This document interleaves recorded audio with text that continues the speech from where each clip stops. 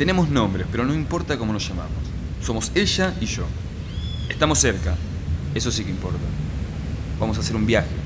Quiero saber si podemos recuperar la conexión que tuvimos tiempo atrás, antes de separarnos. Tengo 28 años, nací en Escalada y vengo de familia de ferroviarios.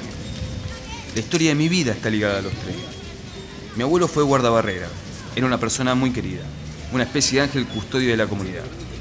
Su nombre todavía se escucha en algunas conversaciones de la estación. Fue él quien supo transmitirme esa fascinación, como lo había hecho antes con mi viejo, quien heredó, además del oficio, esa forma de ser bondadosa, cándida. De chico me encantaba acompañar a papá al trabajo. Ponía cualquier tipo de excusa para faltar a la escuela. Me despertaba enfermo varias veces por semana y después aparecía repuesto a media mañana en la estación. Soñaba con dejar el colegio y trabajar ahí. Pero ni lo sugería, porque como es lógico, los sueños de papá eran otros. Él quería que llegara a ser un profesional. Pero de a poco se fue resignando y se fue acostumbrando a mi presencia en la estación. Así, a mi edad, hace casi 20 años que transito esta zona. Trabajo en un bar a pocas cuadras de las vías y vuelvo diariamente a mi casa mirando un paisaje que puedo reproducir de memoria, aunque siempre significa algo distinto, porque cada evento transforma el contexto. Una imagen que alguna vez pudo evocar angustia, ansiedad, monotonía, en otro momento puede decir algo diferente. Hoy cada objeto me sugiere otra cosa. Todo está transformado. Las escaleras, los puentes, la garita, el galpón, las vías. Cada cosa está desprovista de su peso, de su historia. Hoy la estación es un santuario. Ella quedó en venir a buscarme al mediodía. Ansioso, salí antes del trabajo para recorrer el lugar y mirarlo de otra forma, desde otro lado, con otra mirada. Y traté de registrar las cosas tal como las encuentro hoy, dinámicas, enérgicas. Estoy llegando al punto, aunque no quiero avanzar. No importa dónde estamos. Falta poco. Tengo 25 años, un título de periodista, 3 hermanos varones, un padre maquinista, un abuelo que supo manejar el tren a vapor que cruzaba la Patagonia y un catálogo de historias con las que llenaba mi infancia cuando me veía. Pero nada me atrajo nunca del mundo ferroviario. Muchedumbres, contratiempos, demoras, gente encerrada en los vagones, caras resignadas. Soy la única mujer de la familia, pero además soy la distinta, la que siempre ordena y razona en desmedro de la intuición.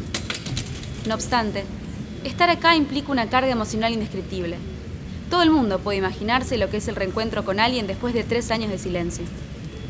Acepté verlo a él, pero además acepté volver al rodaje, volver a andar entre rieles, volver a subirme a un tren. Recibí el llamado una semana atrás, por teléfono. Era su voz. Hizo un pedido urgente. Necesitaba verme.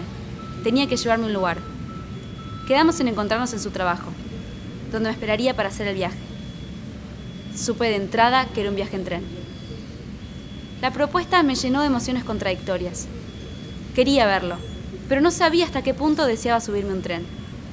La última vez que lo hice estábamos juntos, el día que nos separamos. Algo inesperado del momento nos llevó a un alojamiento que creí definitivo. En medio de un silencio salió a comprar cigarrillos. Un tren que llegaba en ese momento a la estación me resultó una tentación irresistible y me subí.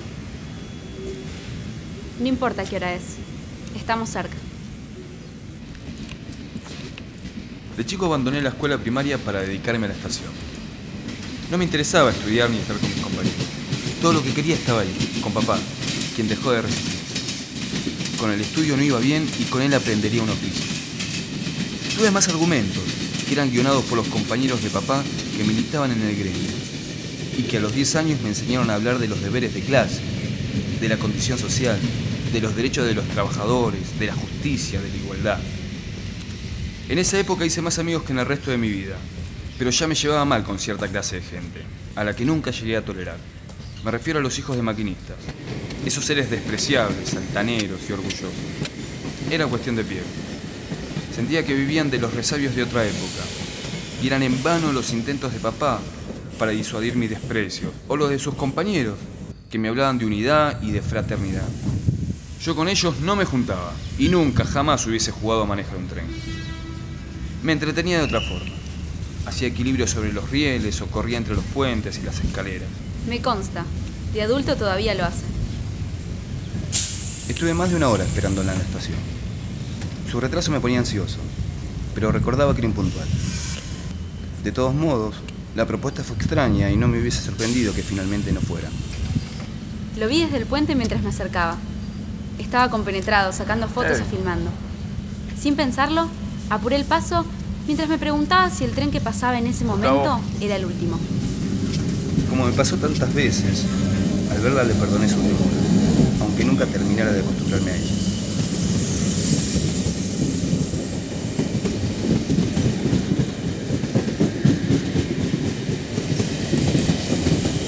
Sentí que llegaba a tiempo. Entendí que nuestro tren no iba a irse sin nosotros. ¿Con mucho que me esperás? No, en realidad salí antes del trabajo y vine a sacar una foto. Ver un tren que sale podía sugerirme varias cosas, pero sobre todo era una promesa. Viajar es buscar un futuro distinto. Es querer sacudir el presente. Algunos reencuentros son fuertes. Parecíamos aplacados, sumisos. Al principio me costó hablar, es cierto. Sabía que en algún momento alguno iba a tener que hacer preguntas, algo típicas de los amantes que han pasado años sin verse. ¿Cómo estás? ¿Qué andas haciendo? ¿Qué es de la vida de tus viejos? ¿Qué has hecho en este tiempo?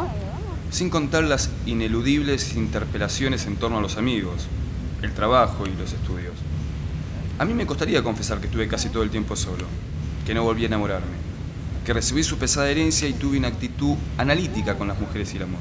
Me imaginaba que, por el contrario, su vida había sido una aventura permanente, viajando por el mundo, conociendo lugares, gente importante, amantes experimentados y grandes pensadores de la humanidad que le habían dado las claves más certeras para aprender sobre el amor. ¿Y yo? ¿Qué hice en todos estos años? Además de trabajar y militar, hice amigos. Salí con ellos de ronda durante varias noches, me emborraché, a veces mucho. Hice un viaje increíble al sur, eso estuvo bueno. Y fui a la cancha de Lanús, domingo por medio. Mi existencia se redujo a dos hechos fundamentales. Estudié en la universidad y allí conocí a Manuel, con quien estuve saliendo hasta hace unos pocos días. No hubo viajes, ni gente importante, ni amantes experimentados. Hice amigos en la facultad, algunos francamente impresentables. Mi vida intentó ser ordenada, práctica. Aunque eso sí, fui intensa en el plano reflexivo. La separación implicó, además de dejar de vernos, una especie de desconexión sobre las cosas que nos unían. Pero es imposible pensar que todo lo que nos ligaba puede desaparecer. Pertenecíamos al mismo medio. Lo supe desde el primer día que hablamos. Él lo debe recordar. Estábamos en el velorio. Se ofreció a acompañarme en tren a Capital. Me negué sutilmente. Entonces, pasó. Fue un momento especial, concluyente. Dijo algo que iba a transformarme. ¿Te acuerdas lo que me dijiste cuando volvíamos en el tren del velorio?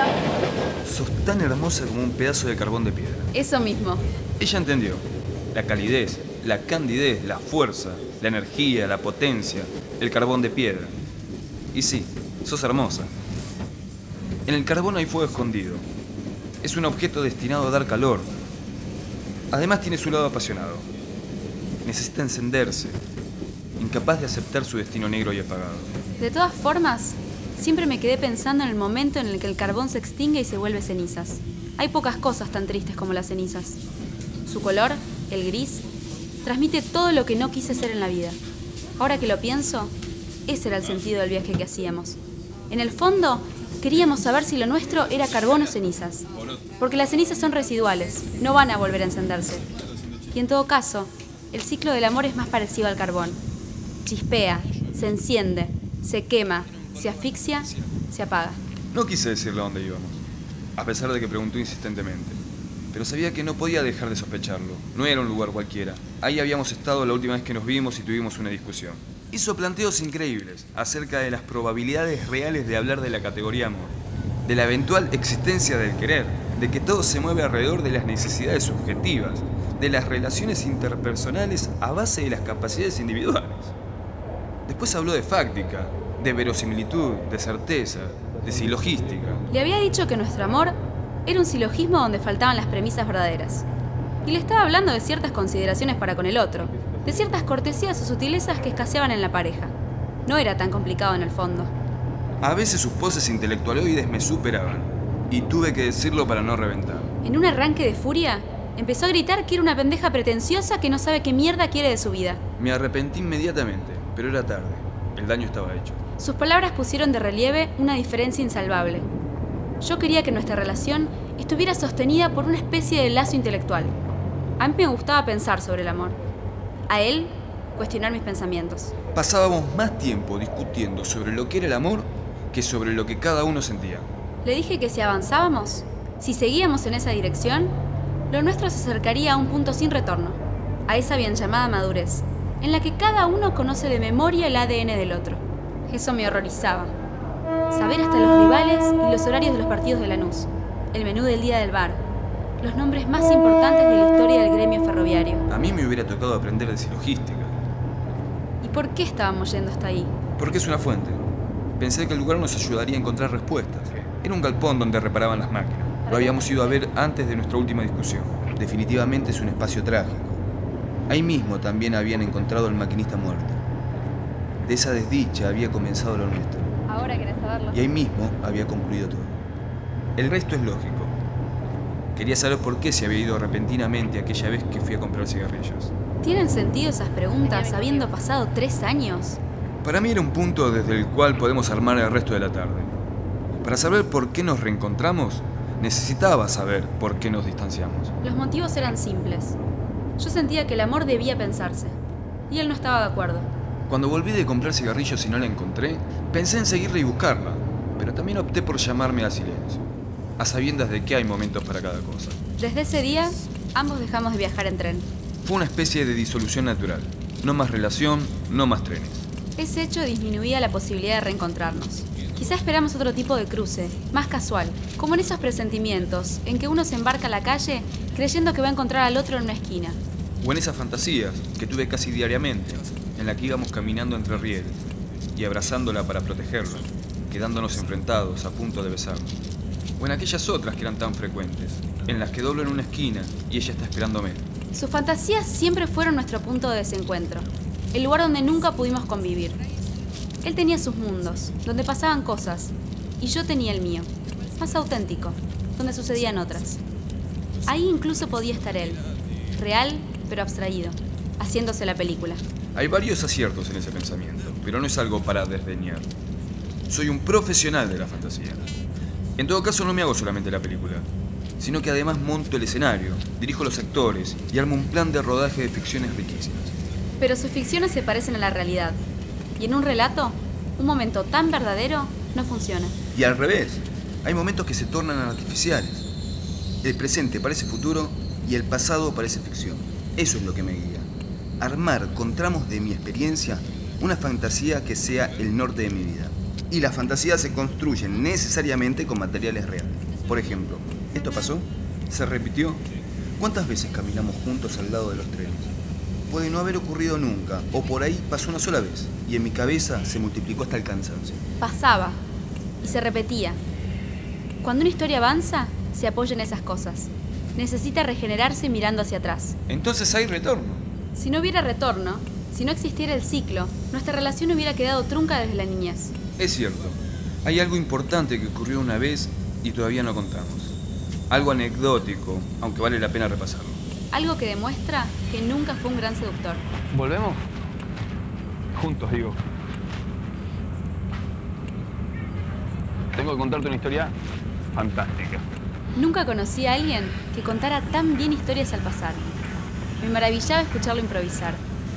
Con el tiempo, aprendimos a hacerlo entre ambos. Narrábamos entre los dos. Tenía 10 años. Estaba con papá en la garita de la estación. No recuerdo bien la hora, pero fue por la tarde. La vi y la casé al vuelo. Princesita, moñito rosa, falda escocesa, sonrisita, hija de maquinista. Pero a mí no me iba a pasar por encima. Vi que un pibe un poco más grande me espiaba desde la garita. Después salió apurado y me pidió que lo acompañara rápido hasta la parte de atrás. Nunca tuve intuición femenina, así que no sospeché de él. Papá me miró asintiendo, como diciendo anda a jugar con el nene. Terminé aceptando y fui con él.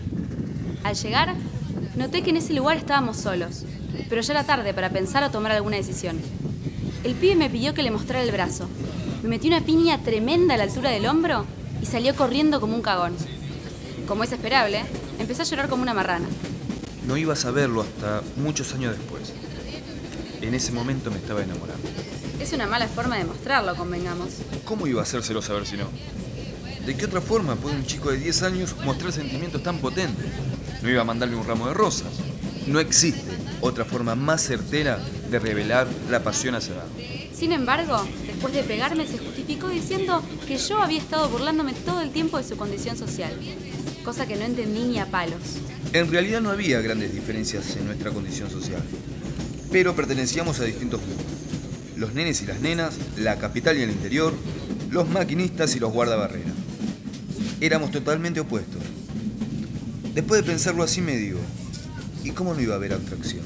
Es una pregunta en la que nunca me hubiera puesto a pensar. Quedó algo más para contar. Una historia que transcurre en un velorio, pero que es una historia de amor. No parece buena idea. El foco está puesto en ello. Hay un muerto en medio de la escena. Sí, pero el muerto ya está muerto y lo que importa son los amantes. Él llega a un velorio que se está haciendo en escalada. Tuvo que asistir por compromiso. Apenas se conoce al difunto y a la mayoría de la gente que está ahí. A ella le pasó algo similar. Un día lo vio a su papá batido. Se acercó y él le contó que un compañero maquinista se había suicidado en un galpón, luego de presenciar varias muertes en la vía. Ella sintió que debía acompañar al velorio, y así fue. Al llegar, se sintió abrumada con la cantidad de gente que había. Él estaba afligido, pero sin exagerar. Tenía necesidad de hablar con alguien, con quien sea, de fútbol. Porque Lanús había salido campeón por primera vez en su historia hace unos días antes, y el tema parecía no acabarse nunca. Ella, apenas puede, camina desplazándose discretamente hasta un lugar donde esté sola. Pero él la ve sentada en el fondo de la sala, pensativa, con las piernas cruzadas, las manos dentro de los bolsillos de su campera. Ella no acusa de recibo de esa mirada persistente. Mira fijamente hacia la puerta del salón. Está podrida y quiere irse. Él empieza a preguntar por esa chica que está sola en el fondo. Cree conocerla de algún lado. Nadie sabe quién es.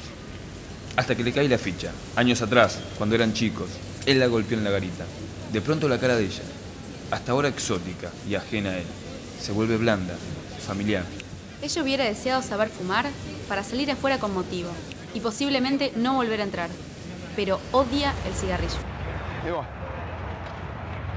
¿qué hacemos? Él, a pesar de sentirse avergonzado de experimentar esa mezcla de excitación y devoción en un velorio, se acerca e intenta hablar. Las cosas se ponen difíciles cuando ella parece no reconocerlo. Como si fuera inolvidable. La invita a salir a caminar, a tomar aire. ¿No? Ella se niega. Empieza a preguntarle por cosas de su vida. Ella escucha sin demasiado entusiasmo y apenas larga prenda. Ella se entusiasma después, cuando su padre le anuncia que están por irse. Intenta ser correcta y despedirse amablemente. Él se pone de pie y se ofrece a acompañarla. Ella le agradece, pero no hace falta. Él entonces le propone que se vuelvan a ver. Otro día, pues. Probablemente, dice ella, seria. Nos estaremos viendo. Él pregunta, ¿vivís por acá? No, en Capital. ¿Y te volvés en tren? Sí, con mi papá. Nos vemos pronto, entonces. Ella se va con una sensación extraña y, en definitiva, sin saber qué es lo que quiere. ¿Se iban a volver a ver realmente? ¿Lo llamaría? ¿Se estaba generando algo? ¿Tenía algún significado lo que acababa de pasar? ¿Iba a repetirse? ¿Iba a saber algo más?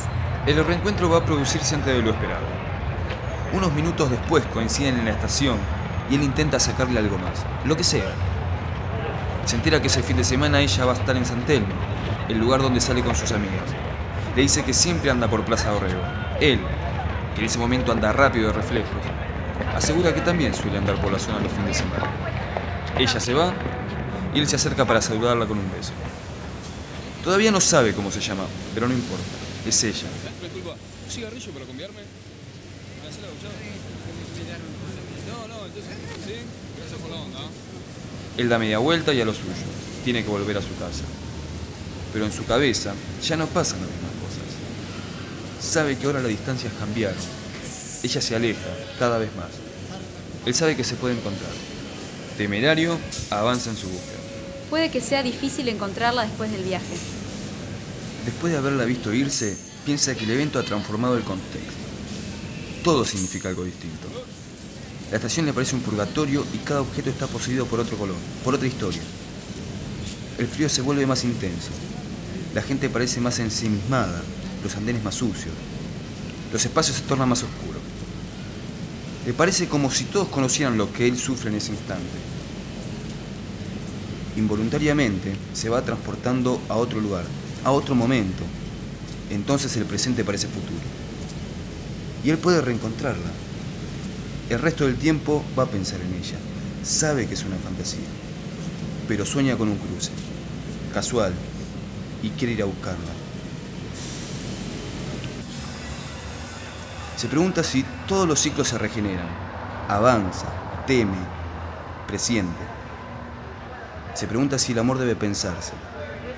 Se embarca creyendo que puede soñarla. Piensa en el tiempo que puede faltar para volver a verla. Fantasea con lugares, cree visualizarla en cada espacio nuevo que encuentra a medida que sigue adelante. Cree en una conexión. Piensa, se arriesga. Vuelve a lo terrenal. Recuerda un momento en que ambos caminaban entre rieles, temerosos de la posibilidad de que un tren pase por al lado. La abraza, la protege. Se ve a sí mismo, real pero abstraído, haciéndose la película. Necesita verla. Ahora tiene donde llegar. Hola. ¿Qué tal? ¿Me das un Philip de 10? Sí. Gracias. 3 más. Gracias a vos, ¿eh? ¿Te voy a pedir fuego?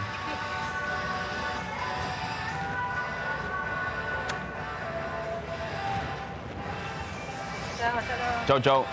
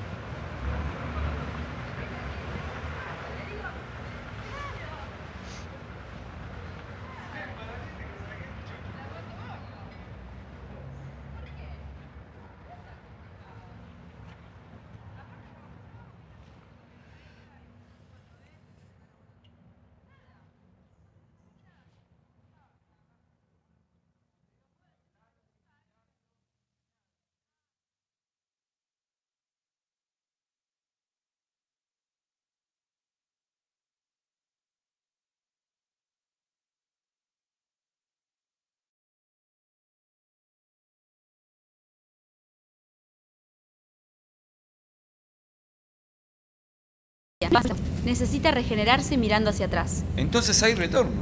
Si no hubiera retorno, si no existiera el ciclo, nuestra relación hubiera quedado trunca desde la niñez. Es cierto. Hay algo importante que ocurrió una vez y todavía no contamos. Algo anecdótico, aunque vale la pena repasarlo. Algo que demuestra que nunca fue un gran seductor. ¿Volvemos? Juntos, digo. Tengo que contarte una historia fantástica. Nunca conocí a alguien que contara tan bien historias al pasar. Me maravillaba escucharlo improvisar. Con el tiempo, aprendimos a hacerlo entre ambos. Narrábamos entre los dos. Tenía 10 años. Estaba con papá en la garita de la estación. No recuerdo bien la hora, pero fue por la tarde. La vi y la casé al vuelo. Princesita, moñito rosa, falda escocesa, sonrisita, hija de maquinista. Pero a mí no me iba a pasar por encima. Vi que un pibe un poco más grande me espiaba desde la garita. Después salió apurado y me pidió que lo acompañara rápido hasta la parte de atrás. Nunca tuve intuición femenina, así que no sospeché de él. Papá me miró asintiendo, como diciendo anda a jugar con el nene. Terminé aceptando y fui con él. Al llegar, noté que en ese lugar estábamos solos, pero ya era tarde para pensar o tomar alguna decisión. El pibe me pidió que le mostrara el brazo. Me metió una piña tremenda a la altura del hombro y salió corriendo como un cagón. Como es esperable, empezó a llorar como una marrana. No iba a saberlo hasta muchos años después. En ese momento me estaba enamorando. Es una mala forma de mostrarlo, convengamos. ¿Cómo iba a hacérselo saber si no? ¿De qué otra forma puede un chico de 10 años mostrar sentimientos tan potentes? No iba a mandarle un ramo de rosas. No existe otra forma más certera de revelar la pasión hacia abajo. Sin embargo, después de pegarme, se justificó diciendo que yo había estado burlándome todo el tiempo de su condición social, cosa que no entendí ni a palos. En realidad no había grandes diferencias en nuestra condición social, pero pertenecíamos a distintos grupos. Los nenes y las nenas, la capital y el interior, los maquinistas y los guardabarreras. Éramos totalmente opuestos. Después de pensarlo así me digo, ¿y cómo no iba a haber otra opción? Es una pregunta en la que nunca me hubiera puesto a pensar. Quedó algo más para contar. Una historia que transcurre en un velorio, pero que es una historia de amor. No parece buena idea. El foco está puesto en ello. Hay un muerto en medio de la escena. Sí, pero el muerto ya está muerto y lo que importa son los amantes. Él llega a un velorio que se está haciendo en escalada. Tuvo que asistir por compromiso. Apenas se conoce al difunto y a la mayoría de la gente que está ahí. A ella le pasó algo similar. Un día lo vio a su papá batido. Se acercó y él le contó que un compañero maquinista se había suicidado en un galpón, luego de presenciar varias muertes en la vía. Ella sintió que debía acompañar al velorio, y así fue. Al llegar, se sintió abrumada con la cantidad de gente que había. Él estaba afligido, pero sin exagerar. Tenía necesidad de hablar con alguien, con quien sea, de fútbol. Porque Lanús había salido campeón por primera vez en su historia hace unos días antes, y el tema parecía no acabarse nunca. Ella, apenas puede, camina desplazándose discretamente hasta un lugar donde esté sola. Pero él la ve sentada en el fondo de la sala, pensativa, con las piernas cruzadas, las manos dentro de los bolsillos de su campera. Ella no acusa de recibo de esa mirada persistente. Mira fijamente hacia la puerta del salón. Está podrida y quiere irse. Él empieza a preguntar por esa chica que está sola en el fondo. Cree conocerla de algún lado. Nadie sabe quién es. Hasta que le cae la ficha. Años atrás, cuando eran chicos, él la golpeó en la garita. De pronto la cara de ella, hasta ahora exótica y ajena a él, se vuelve blanda, familiar. Ella hubiera deseado saber fumar para salir afuera con motivo y posiblemente no volver a entrar, pero odia el cigarrillo. Diego, ¿qué hacemos? Él, a pesar de sentirse avergonzado de experimentar esa mezcla de excitación y devoción en un velorio, se acerca e intenta hablar. Las cosas se ponen difíciles cuando ella parece no reconocerlo. Como si fuera inolvidable. La invita a salir a caminar, a tomar aire. ¿No? Ella se niega. Empieza a preguntarle por cosas de su vida. Ella escucha sin demasiado entusiasmo y apenas larga prenda. Ella se entusiasma después, cuando su padre le anuncia que están por irse. Intenta ser correcta y despedirse amablemente. Él se pone de pie y se ofrece a acompañarla. Ella le agradece, pero no hace falta. Él entonces le propone que se vuelvan a ver. Otro día, pues. Probablemente, dice ella. Seria. Nos estaremos viendo. Él pregunta, ¿vivís por acá? No, en Capital. ¿Y te volvés en tren? Sí, con mi papá. Nos vemos pronto, entonces. Ella se va con una sensación extraña y, en definitiva, sin saber qué es lo que quiere. ¿Se iban a volver a ver realmente? ¿Lo llamaría? ¿Se estaba generando algo? ¿Tenía algún significado lo que acababa de pasar? ¿Iba a repetirse? ¿Iba a saber algo más? El reencuentro va a producirse antes de lo esperado. Unos minutos después coinciden en la estación y él intenta sacarle algo más, lo que sea. Se entera que ese fin de semana ella va a estar en San Telmo, el lugar donde sale con sus amigas. Le dice que siempre anda por Plaza Dorrego. Él, que en ese momento anda rápido de reflejos, asegura que también suele andar por la zona los fines de semana. Ella se va y él se acerca para saludarla con un beso. Todavía no sabe cómo se llama, pero no importa. Es ella. Disculpa, ¿un cigarrillo para cambiarme? ¿Me hace la duchada? No, entonces, ¿sí? Gracias por la onda. Él da media vuelta y a lo suyo. Tiene que volver a su casa. Pero en su cabeza ya no pasan las mismas cosas. Sabe que ahora las distancias cambiaron. Ella se aleja cada vez más. Él sabe que se puede encontrar. Temerario, avanza en su búsqueda. Puede que sea difícil encontrarla después del viaje. Después de haberla visto irse, piensa que el evento ha transformado el contexto. Todo significa algo distinto. La estación le parece un purgatorio y cada objeto está poseído por otro color, por otra historia. El frío se vuelve más intenso. La gente parece más ensimismada, los andenes más sucios. Los espacios se tornan más oscuros. Le parece como si todos conocieran lo que él sufre en ese instante. Involuntariamente se va transportando a otro lugar, a otro momento. Entonces el presente parece futuro. Y él puede reencontrarla. El resto del tiempo va a pensar en ella. Sabe que es una fantasía. Pero sueña con un cruce. Casual. Y quiere ir a buscarla. Se pregunta si todos los ciclos se regeneran. Avanza, teme, presiente. Se pregunta si el amor debe pensarse. Se embarca creyendo que puede soñarlo. Piensa en el tiempo que puede faltar para volver a verla. Fantasea con lugares, cree visualizarla en cada espacio nuevo que encuentra a medida que sigue adelante.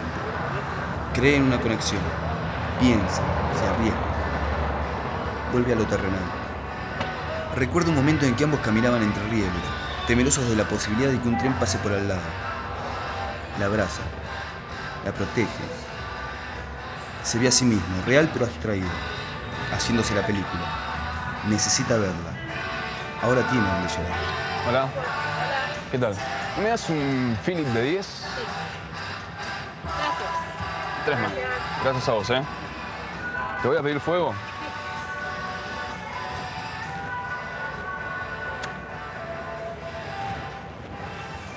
Chao, hasta luego. Chau, chau.